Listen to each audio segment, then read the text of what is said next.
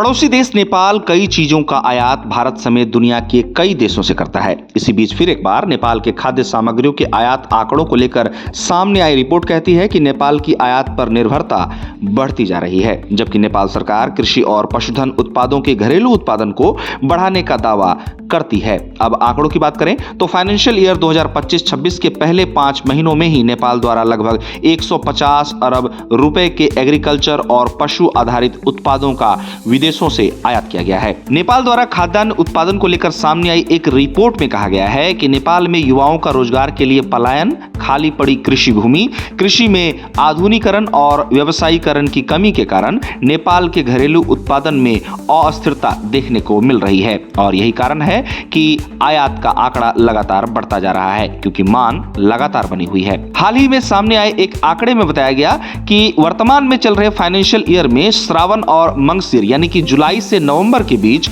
154 अरब रुपए की खाद्य सामग्रियों, जिसमें अनाज, मांस, फल, मछली, सब्जियां समेत अन्य खाद्य सामग्रियां शामिल है, का आयात नेपाल द्वारा किया गया है। साथ ही इस अवधि में 22.72 अरब नेपाली रुपए के मूल्य के धान, मक्का, गेहूं और चावल का आयात किए जाने की बात कही गई है। बताया गया कि नेपाली सरकार द्वारा धान उत्पादन क्षेत्रों की घोषणा के बावजूद धान का आयात बिना किसी रुकावट के जारी है। इसके साथ ही नेपाल द्वारा इस अवधि में 63.14 अरब नेपाली रुपए के पशु और वनस्पति वसा तथा तेल का भी आयात किया गया। साथ ही नेपाल में खाद्य उद्योगों के लिए 10.79 अरब रुपए का खाद्य पदार्थ आयात किए जाने की खबर है। विशेषज्ञ कहते हैं कि नेपाल के जरूरत के मुताबिक नेपाल के पास खेती की पर्याप्त जमीन मौजूद है। ऐसे में बस जरूरत है खेती की रफ्तार को बढ़ाने और खेती में आधुनिकीकरण और व्यवसायीकरण को जोड़ने की। विशेषज्ञों का मानना है कि नेपाल अपने कृषि उत्पादन को बढ़ाकर अपनी जरूरत को पूरा करने के साथ ही निर्यात की दिशा में भी